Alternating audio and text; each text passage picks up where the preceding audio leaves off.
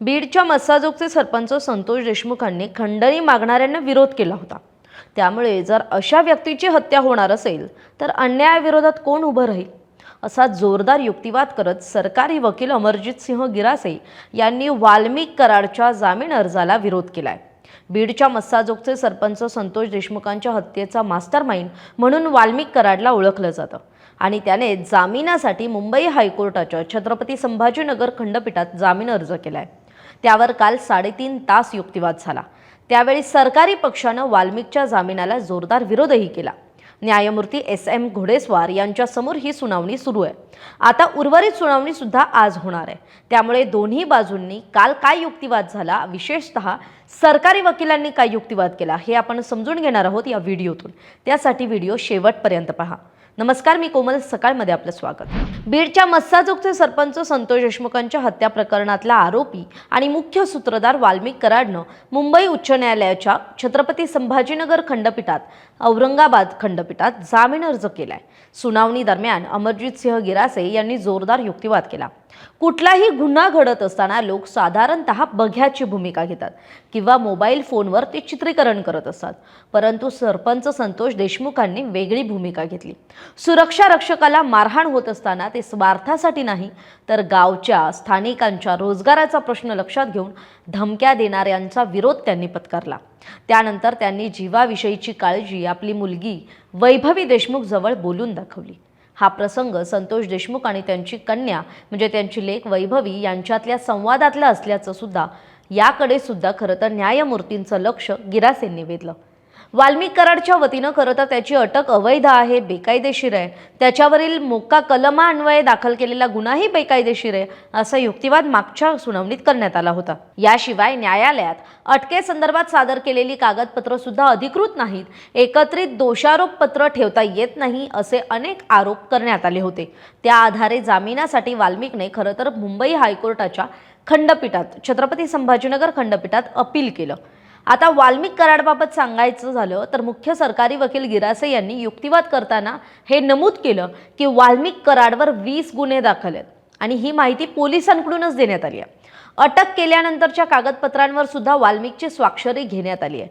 त्या संदर्भातील कागदपत्र तपास अधिकाऱ्यांनी केसच्या न्यायालयात सादर केलेत, त्यावर प्रथम वर्ग न्यायदंडाधिकाऱ्यांची स्वाक्षरी सुद्धा आहे। अशाच स्वरूपाची साक्षांकित कागदपत्र ही विशेष न्यायालयात म्हणजे बीडच्या विशेष मगोका न्यायालयात सुद्धा सादर करण्यात आली आहेत।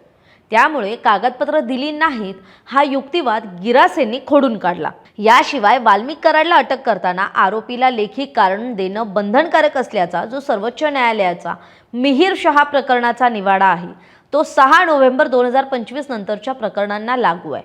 त्यापूर्वीच्या प्रकरणांसाठी हा नियम लागू होत नाही। त्यामुळे अटक बेकायदेशीर ठरत नसल्याचा युक्तिवाद सुद्धा गिरासेंकडून करण्यात आला। यावेळी ॲडव्होकेट गिरासे यांना advocate Nitin Gaware, advocate Sachin Salgare, advocate Himanshu Sangle यांनी सहकार्य केलं। आता वाल्मिकवरचा मोक्का योग्य की अयोग्य, कारण वाल्मिक कराडच्या वकिलांकडून असा दावा केला जातोय की वाल्मिकवर लावलेला जो मोक्का गुन्हा आहे किंवा जे मोक्क्याचं कलम आहे ते बेकायदेशीर आहे किंवा ते अवैध आहे। तर त्यावर युक्तिवाद करताना गिरासेंनी असं म्हटलंय की वाल्मिक कराडवर 20 गुन्हे आहेत आणि त्यात पोलीस मोक्का लावण्यासाठी अवलंबून त्या 20 गुन्ह्यांवर नाही आहेत। मोक्का कायद्यात तरतुदी काय तर गुन्हा करण्यास प्रवृत्त करणं, कट रचणं, संघटित गुन्हेगारी टोळीशी संपर्क साधणं ही कारणं सुद्धा मोक्का कायदा लावण्यासाठी पुरेशी असतात। जो कोणी मोक्का कायद्यातील गुन्हेगारी कृत्यास मदत करेल किंवा कट रचेल त्याला जन्मठेपेची शिक्षा आणि 5 लाख रुपये दंडाच्या शिक्षेची तरतूद आहे। त्यामुळे सरकारी वकील गिरासे यांनी हे सुद्धा निदर्शनास आणून दिलं वाल्मिक कराडवर लावलेला मोक्का कशा पद्धतीने योग्य आहे आणि त्यामुळे आरोपी वाल्मिक कराडला मोक्का लावणं हे बेकायदेशीर नसून कायदेशीर असल्याचा युक्तिवाद सुद्धा गिरासेंनी केला, कारण तो आरोपींच्या संपर्कात होता आणि आदेश देत असल्याकडे सुद्धा खरं तर गिरासेंनी कोर्टाचं लक्ष वेधलं। आता ही काल 3.5 तास झालेल्या युक्तिवादातला काही एक सारांश होता। वाल्मिक कराडच्या जामीन अर्जावर आज सुद्धा औरंगाबाद खंडपीठात म्हणजे छत्रपती संभाजीनगर खंडपीठात सुनावणी होणार आहे. आता या सुनावणीत नेमकं काय घडतंय?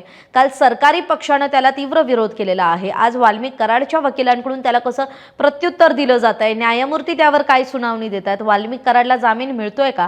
कारण वाल्मिक कराडच्या जामिनावरून संपूर्ण राजकीय वर्तुळात सुद्धा अनेक चर्चा रंगल्यात. जरांगेंकडून धनंजय मुंडेंना टार्गेट केलं जात आहे. वाल्मिक कराडचा विषय आला की धनंजय मुंडेंचं नाव घेतलं जातं. धनंजय मुंडेंनी सुद्धा मधल्या काळात बीड मधल्या परळीत एका सभेत वाल्मिक कराड यांची आठवण येत असल्याचं एक वक्तव्य केलं होतं. पण त्याविषयी ज्यावेळी त्यांनी खुलासा केला त्यावेळी त्यांनी असं म्हटलं की मी एका विशिष्ट व्यक्तीबद्दल नाही, तर माझे असे जुने काही सहकारी आहेत जे आज हयात नाही आहेत किंवा ज्यांचे माझ्या राजकीय कारकिर्दीत त्यांचं अत्यंत महत्त्वाचं स्थान राहिले, पण ते आज माझ्यासोबत नाही आहेत.